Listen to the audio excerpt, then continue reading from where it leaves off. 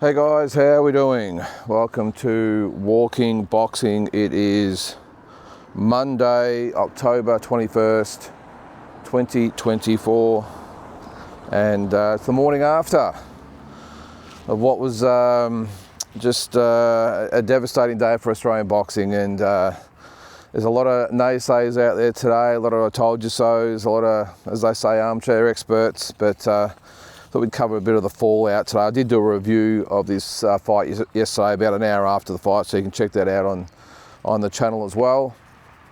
And thanks to everyone that's watched that and commented on that as well. We had a fair bit of feedback on that, which was good. But look, as I said, a lot of feedback today, and it's always good to sort of reflect after the fact. And there's probably a few different sides of the conversation today. There's the I told you so's, I told you he was overrated and a hype job and living off his father's name and hasn't fought anybody. And then you've got the other side saying, you know, hey, we still love Tim's, support Tim and he's an Aussie boxer, get behind him, don't jump off. And that's probably the side that I'm probably on. And then there's, you know, sort of in between of, you know, what were they thinking with taking Murtazaliev on so quickly after the Fundora fight. I mean, there's lots of different avenues that people are going down at the moment, but I think the main thing is that by all accounts, Tim is okay. I did see an interview with Matt Rose this morning by Jay McAllister, which was fantastic. Jay's done an awesome job over there too, I will say. And in the interview, I think it was maybe a group interview, but the video I saw was from Jay, and he said he's going to stay over there an extra couple of days and then come back to Australia and then see what's next. And that's the big question. Actually, one thing I'll comment on is that, and I saw this, I think it was Skinny Hussein yesterday on his socials, made a great point. Why were they marching Tim Tszyu out in front of the media, which look like, you know, within 15 minutes of the fight being over? I understand there's media commitments and people want to know what's happened, what's going through his head, but to roll him out, the guy is clearly shattered, clearly rocked, maybe concussed, who knows? And I think by the shots that he took, the odds are that he was concussed. But to put him out in front of the media, I mean, what's the sense in it? I don't understand it. And I would have thought that those around him, would have said, no, he's not ready to come out. And look, what was it, a 2-minute interview, a minute and a half interview? What's the point? What's the point of dragging him out there? He could barely make eye contact with everyone when he came out. The guy's clearly shattered, and you're going to put him out there to answer questions that he didn't even really answer anyway. I mean, two answers of the questions was, I don't recall. And then the other one was, you know, what the hell happened? I mean, it achieved nothing, and the guy should have been on his way to the hospital to be checked out, not marched out in front of the media. Now, I don't know who's responsible for that, whether it was the promoter saying you must go out. If it was the promoter saying you must go out, I would have told him to go get stuffed if I was Tim Tszyu's team. And if it was their team that actually suggested he go out, well, they probably need a clip as well. But I don't think that would have been the case. But I mean, what is he supposed to say? What is he supposed to say? Oh, well, you know, I tried this and tried that and that didn't work, and this, you know, I mean, the guy's just been knocked down, 4 or 5 times in a 3-round fight. So anyway, and this is obviously sometimes that the sport is run by people who've never been in the ring and they wouldn't have a clue. Anyway, as I said, the main thing, he's okay and he will be hanging around for a couple of days. But I suppose the first thing that comes to my mind is, and I did again do the review, and I won't go too much over the fight again. I probably just want to more cover the fallout of it all and maybe what's next for Tim and even Murtazaliev. But it's the quote in one of the Rocky movies, Rocky 3, how did everything that was so good get so bad? And that's the sort of thought that's sort of burning around in my mind at the moment. How did everything that was so good for Tim Tszyu in the space of 7-8 months just completely collapse? And it's not the end of the road. I mean, I think there's a few people acting like it's a funeral today, like, oh my God, what's going to happen to Australian boxing now? And Tim's lost and everything else. Hey, life goes on. Life goes on. But yeah, I mean, 12 months ago, he'd just beaten Brian Mendoza for that WBO belt. Everything was there for him, and you know, the big move to America was coming, and you know, he looked great against Mendoza. And then obviously the Keith Thurman fight was happening, was all exciting, headlining a fight at the T-Mobile Arena, pay-per-view, a former two-time world champion. It was just all on a platter there for him, and then the circumstances of the Thurman pull-out, and then we all saw what happened with Fundora, and then obviously now, and then obviously the calls now. What were they thinking? Put him in with Murtazaliev so soon, but it's.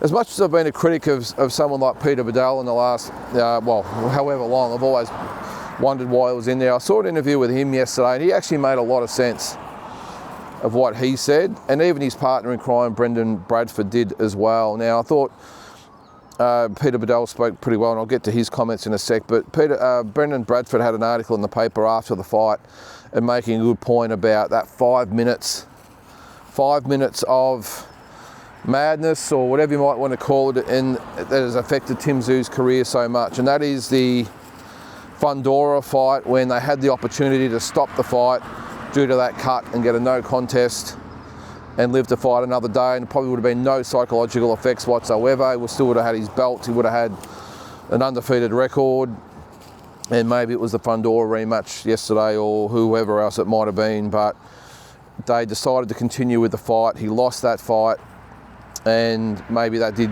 change the course of history. I don't know. We'll never know. But yeah, it's there's a lot of what ifs, what might have been, whatever. But the Murtazaliev decision, I'm not really against the decision. And again, everything's easier in hindsight to say, well, what were they thinking? A big, tough, Russian, Chechen, it was a silly decision, and I saw Sergio Mora commented on it, and a few others, Luda Balla commented on it as well. Look, we weren't saying this 24 hours ago. We were saying that, Murtazaliev is probably the right way back. He's limited. Yes, he's going to be tough, but you would have seen my preview or my video yesterday. I picked Tim by 7th or 8th round stoppage, so I'm happy to admit I was wrong. No problems. A few people like to point that out for me yesterday. That's cool. I'll accept it. But I don't think it was a bad decision at all, if I'm being honest. I understand both sides of it, but you look at No Limit's point of view, and probably Tim by in the same context as well. He would have been saying, I want to get straight back in there. Let's just put that fight behind us. It was one of those unique situations. It wasn't like he was battered or stopped or took a lot of punishment. It was a bad cut. The psychological effects shouldn't be there, and Tim, I would have thought, wanted to get straight back into the mix of things. No Limit, I think quite rightly, did the right thing and picked someone like Murtazaliev. I mean, we knew nothing about him. I mean, his last fight with Cole K, he looked very limited. I know it was during Ramadan, and I get that, but he looked very vulnerable, and I thought easy pickings for Tim. Now, hindsight says that wasn't the case, but the fact he had that IBF belt, it was I think in their minds, it was a sure way, not easy, but it was a easier path and a quick path to get back to where he was before the Fundora fight, and get in the mix of talking about fights with Crawford and Charlo and Spence and everything else, and it was just the way back. And Murtazaliev, again, was pretty well unknown and not really recognised as a real threat, I didn't think. So I'm not really against that decision. In hindsight, yeah, it was a shocking decision, but I don't mind the fact that Tim would have said, hey, I'm 29 years old, about to turn 30, I need to get one of these belts back straight away so I can get myself back there, and let's put the Fundora shit behind us and let's move on. So I completely get it. Now, that's blown up in everyone's faces, of course it has. But I don't think it was a bad decision, just in my opinion. Because I just don't think physically or even mentally, for that matter, that Fundora fight would have taken much out of him. If anything, I would have thought it would have steeled him for harder fights. But and a lot's been made about in the first round when they touched heads, and he touched his glove and looked for blood. I mean, I think so much was made out of that. He did what any fighter would naturally do and check after a headbutt whether he was cut. And there's the people saying, oh, that affected him going forward. Well, if that affected Tim going forward, I'd be staggered. The fact of the matter is, like any fighter, the natural instinct is to butt heads, check the glove, and move on. And I just think, end of the day, he was just beaten by a better fighter on the day. The only thing I will say, and I sort of agree a little bit, is I think there have been some corners of the boxing universe, if that's what you want to call it, about maybe him looking too far ahead, his state of mind going into the fight, and that's probably one thing I maybe do agree with. I do think they were looking past Bakhram Murtazaliev, and I think even though they would deny that, I think that was pretty obvious. So much talk about him moving to Vegas, his dad now coming into the mix and being there, and we're talking fights with Crawford and Spence and Canelo, and I think there was so much talk about that. I think that maybe Tim just forgot that there was a pretty handy world champion that he had to get past first. I'm just not quite sure they maybe gave him the due respect that he deserved, and as I said, they'll probably deny that, but I think maybe subconsciously that was the case, because he definitely fought that way. The fight only went 2.5 rounds, so it's really hard to gauge, but I thought he stood upright. I don't think he gave Murtazaliev any respect whatsoever. I thought he would go out there and wipe Murtazaliev out, and we just didn't see any patience. We didn't see him try and set up any punches. Now, granted, he got caught pretty early, but that first round, I think I said in my video yesterday, I was a little bit concerned that he got caught. Once Murtazaliev decided to actually trade a little bit with Tim, he actually caught him quite easily. Up until that point, he was happy just to jab and move and sort of feel Tim out. But when he decided to actually throw some leather at Tim, he was actually pretty easy to hit, and I didn't see any head movement. He was very straight upright. And again, I just think he thought that maybe he might go out there and just wipe out Murtazaliev quite easily, and again, forgot that there was a very, very good fighter in front of him. And once he started to land, it was all over. And look, to be honest with you, looking back at the fight, after that first knockdown, the fight was over. The fight was well and truly over. It's very, very hard to come back from that type of punch. Got him right on the button. The eyes rolled back in the head when he went down. As I said, it's very hard to come back from that, almost impossible, really. And look, he showed tremendous heart. I mean, maybe too much heart in the end. I think the corner should have stopped it a little bit earlier, or the referee, but no one can question Tim's desire and his heart, but it was just a shock to everyone concerned, wasn't it, that he was wiped out so easy. And I think that's the thing to do with a lot of it as well. It's not the fact that he lost. I mean, at that level, you lose fights. It just happens. It was the way he lost. To be completely just demolished in 2.5 rounds was just something we never thought we would see. It's pretty hard to take. But again, I won't go into the whole, subscribe to the theory, Australian boxing's now in ruins and Tim single-handedly built it up and now it's in ruins. Hey, look, as I said, I think yesterday, we've had 16 world title fights featuring Australians this year. We've got Jai Patai, Liam Paro, doing great things. We've had the Maloney boys, we've had George Kambosos. I think Australian boxing's doing okay, and then you've got the women as well. So Australian boxing's in a really good place, but it's now, how does Tim and his team pick up the pieces of, and No Limit to that extent, how do they pick up the pieces, come on buddy, of what they're trying to do. And this is just as much as a kick in the guts for No Limit as it is for Tim Tszyu, because they've lost big time as well. Their cred has suffered big time as well, along with Tim, and they sort of run concurrently. And No Limit now have to do what Tim has to do and rebuild themselves as well from the ground up, because they took a massive hit yesterday as well, a massive hit. People like to refer to Tim as the cash cow of No Limit. Well, maybe that's the case. He definitely is the face of No Limit. And they've taken a massive hit as well. And I actually think that Matt Rose spoke very, very well in the interview with Jay. I think he was quite measured and didn't really talk about things that maybe wasn't the right time to talk about. Just said that Tim was looking to get back and then they would reassess. So I actually thought he handled it quite well. But now the question comes of what next? And I suppose it's anyone's guess. I mean, look, we have to face the facts that, you know, Tim is he's not going to be there for quite some time. You know, as far as I think he would be probably out of action anyway for, you know, probably 6 to 8 months anyway. But what happens then? You know, Peter Badal again made a good point. I can't believe I'm praising Peter Badal here, but he said this could set him back 2 years. And while some people might think that's a bit of a stretch, I don't think so.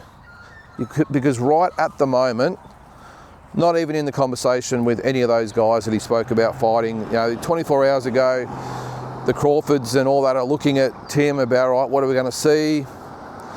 Yeah, I'm sure there would have been other fighters, the Fundoras and Spencers and Ortiz, all looking with interest of what was going to happen yesterday. And I reckon straight after the fight, it was just a memory. That's just the way boxing goes. It is such a cruel, cruel sport sometimes. As I said earlier, how to get something so good get so bad in the space of half an hour. Just amazing. And but I think Tim, first of all, I think what he's got to do is just come back to Australia. And to be honest with you, if he comes back to Australia, maybe head to bloody Queensland or somewhere on the islands or do something, just get out of the public eye. That's the first thing I think he should do. Take a holiday right away from the public, especially the boxing public. Get away from it. I know in the past he's gone to Hawaii and a few other places. Maybe that's probably a better spot for him, and just clear his head. Get away with his fiancée, maybe some close friends, and just decompress and just get away from the pressures of boxing. And then just have a good think about what you're going to do and how you're going to go about it, whether you still want to move to America. I think he will. I think it's more than just the boxing lifestyle. I think he just likes the overall lifestyle there, to be honest, and being amongst it over there. So, and then when it comes to his boxing career, some hard decisions have to be made. Does he? I know that inevitably it's going to be there's a Rafa fight that's going to be thrown out there, and I'm sure that Michael was high-fiving everyone yesterday about that. Because all of a sudden, that is the fight.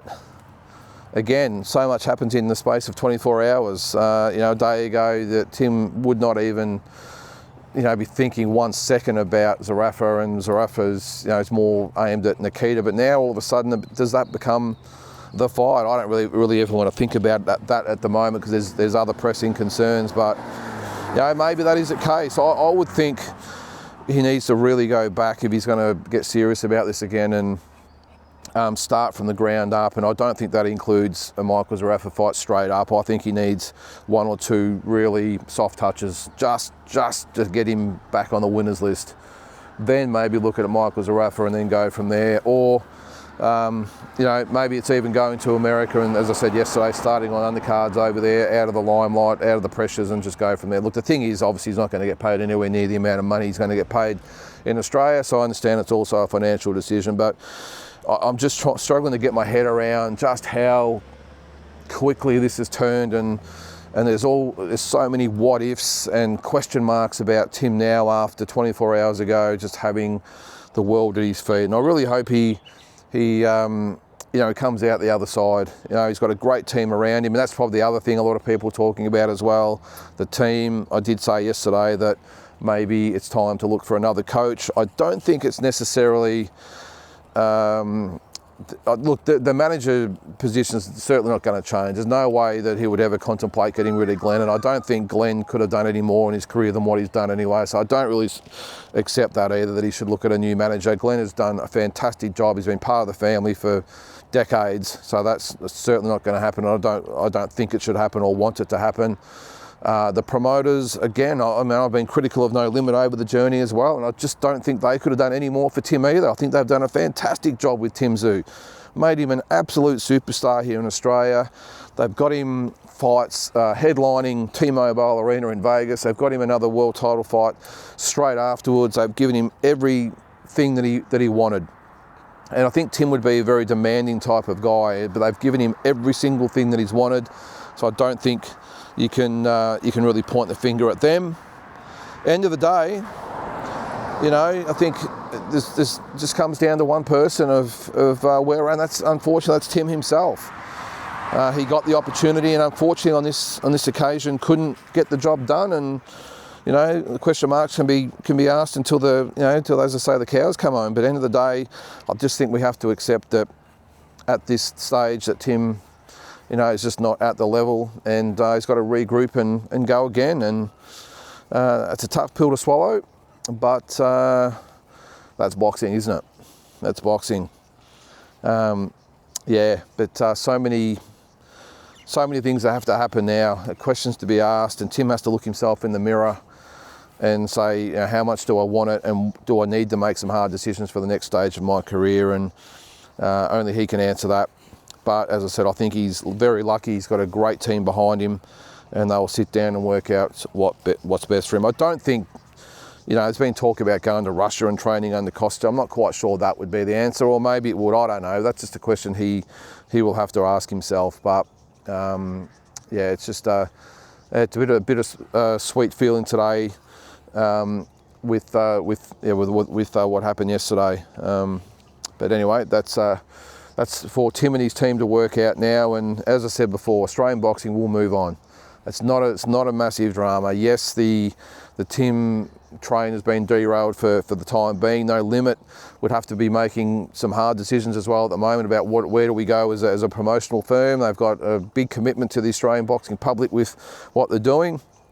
They've done a very, very good job so far, but they're going to have to pull something out as well to keep the spirits up in Australian boxing now and keep the events coming. Very, very lucky there's some really good talent out there. The problem is they don't have those fighters. Apart from Tim, they don't, and Nikita, of course, they don't have the fighters. And as much as they try and pump up, you know, the Sam Goodmans of the world, he hasn't really resonated with the Australian boxing public, has he? So, and who knows what's going to happen with the Inoue fight. I don't think that ends well for Sam, but that's the last hope at the moment, isn't it? So, you know, No Limit really under the pump as well. So, anyway, that's my 2 cents, guys. Let me know what you think. You know, it's a down day, but you know, we've got Jai Pataya on the march. We've got Liam Para defending his title soon. So much to look forward to in Aussie boxing. This is not something to be treating it like a funeral. It is what it is. It's happened before. It'll probably happen again, but we all move on. We love the sport, and I'm sure we'll move on. All right, guys, have a good one, and we'll catch you tomorrow.